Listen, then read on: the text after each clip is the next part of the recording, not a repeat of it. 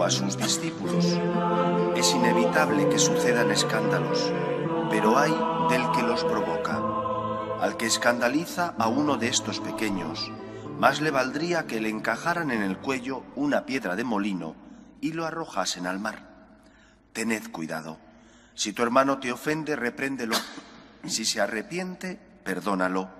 Si te ofende 7 veces en un día y 7 veces vuelve a decirte lo siento, lo perdonarás. Los apóstoles le pidieron al Señor: aumentanos la fe. El Señor contestó: si tuvierais fe como un granito de mostaza, diríais a esa morera: arráncate de raíz y plántate en el mar, y os obedecería. Palabra del Señor. Son muchos los temas que afronta Jesús en este Evangelio, que por lo demás es un texto muy breve. El primero, el del escándalo.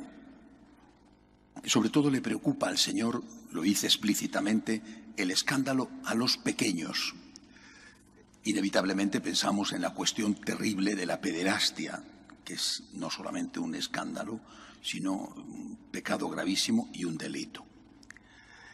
Eso es espantoso, ¿no? Que eso pueda ocurrir en la sociedad es terrible, que pase en la Iglesia es mucho más terrible todavía. Aunque lo que suceda en la Iglesia sea una pequeñísima parte de lo que es el grave delito de la pederastia en el mundo. Evidentemente es algo en lo cual todos tenemos que estar con muchísimo cuidado, con mucha precaución. A veces puede ocurrir que debido a eso se produzca una cierta obsesión. Conozco situaciones, sobre todo en Estados Unidos, donde están muy pendientes de este tema, de denuncias que han sido falsas, denuncias malintencionadas para sacar dinero, o denuncias de personas que estaban tan obsesionadas que cualquier cosa lo veían ya un delito. Es decir, la vida tiene que tener su equilibrio. Conozco un sacerdote norteamericano excelente que fue denunciado en falso. Después se pudo demostrar que era falso, pero él me contaba cómo había quedado dañado, el sufrimiento enorme, cómo, en fin, había quedado tan herido espiritual y psíquicamente por el ambiente de sospecha que se había creado alrededor.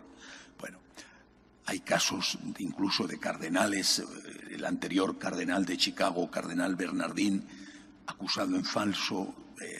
Él después, cuando se pudo demostrar, escribió un libro hablando de lo que suponía para él salir a celebrar misa con esa acusación y mirar los ojos de los feligreses y decir, pensar, ¿qué estarán pensando de mí? Bueno, cogió un cáncer y murió de ese cáncer y sin duda que una parte importante de ese cáncer estuvo ligado al gran sufrimiento que tuvo que pasar. Hay que tener mucha precaución, pero como dice el Señor y como dice la ley, esto es un tema a condenar sí o sí, sin ningún tipo de duda. Pero no solamente hay estos escándalos. Es decir, si los escándalos fueran solo ligados a la pederastia, serían relativamente muy pocos. Creo que el escándalo también se produce, por ejemplo, cuando un sacerdote enseña mal. No es comparable, no es comparable, pero es también un escándalo. No creo que el Señor se refiriera solo al escándalo de abuso de niños, porque probablemente en aquella época eso no existía, o si existía, existía con cuentagotas. Hay otro tipo de escándalo, los sacerdotes que enseñan mal. ¿Cuánta gente está escandalizada?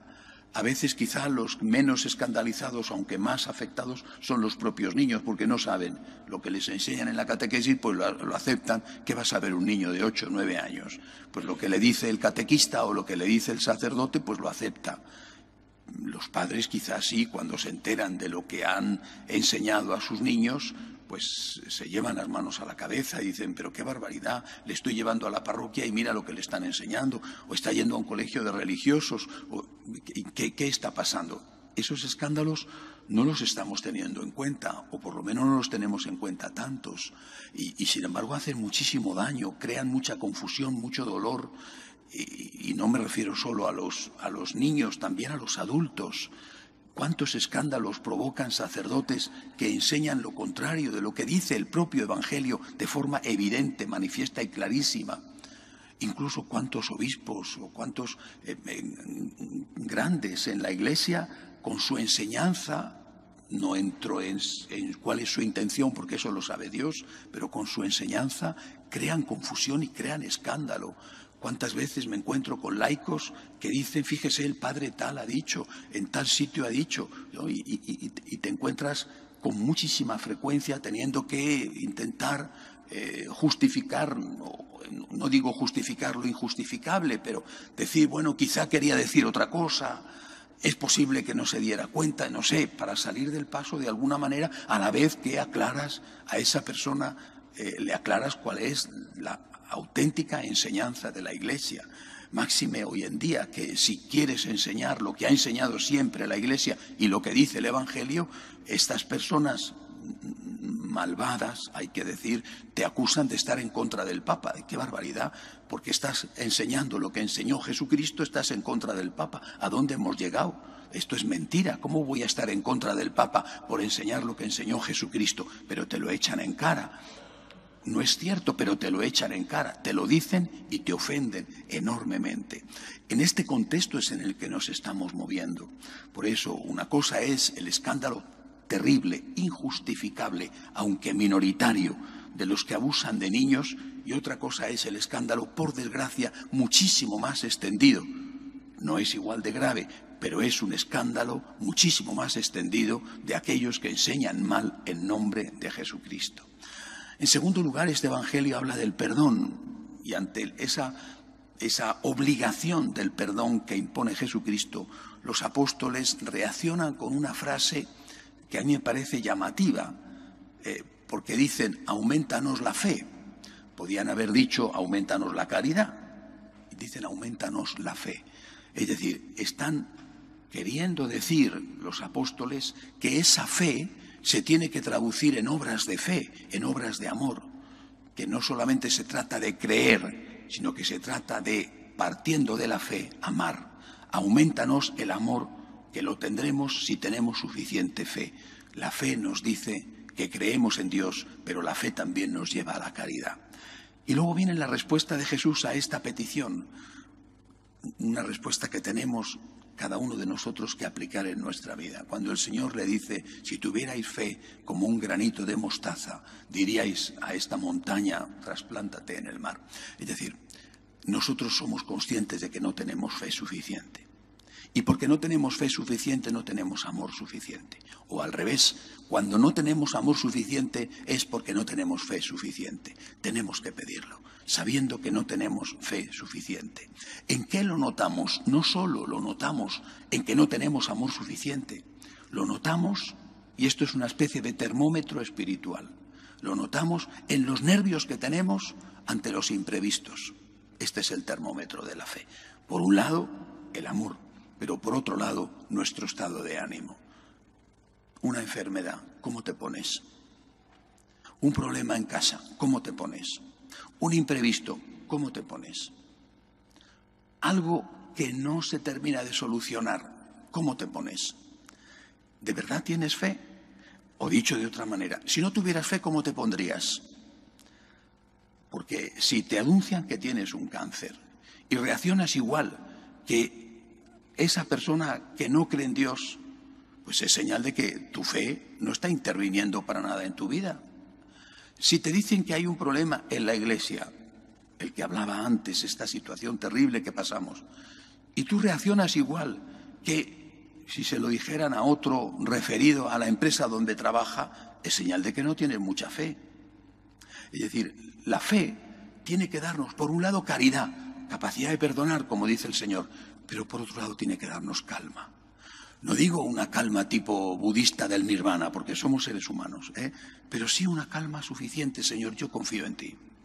Me han dicho que tengo este problema, confío en ti. En tus manos está lo que tú quieras, tú sabes. Tú sabes, creo en tu divina providencia y acepto lo que venga de tu mano. Y ese problema, repito, vale para cualquier cosa, para un problema de salud, para un problema de dinero, para un problema de relaciones en el hogar. para lo que sea. Señor, yo confío en ti. Si nosotros no somos capaces de esto, ¿para qué sirve nuestra fe? Al final reaccionamos ante todo, ante lo que sea, reaccionamos igual que reaccionaría un pagano, un ateo o otro de otra religión. A lo mejor incluso algunas religiones tendrían más fe que nosotros. Señor, yo confío en ti, ayúdame. Y ahí es donde, como notamos que no confiamos tanto y que nos ponemos nerviosos, no solo que no amamos tanto, sino que no confiamos tanto, es donde tenemos que hacer esta oración que dijo el Señor: aumenta mi fe. Tengo fe, pero es tan poca. Aumenta mi fe. Aumenta mi fe para estar más tranquilo. Aumenta mi fe para no ponerme tan nervioso. Aumenta mi fe para no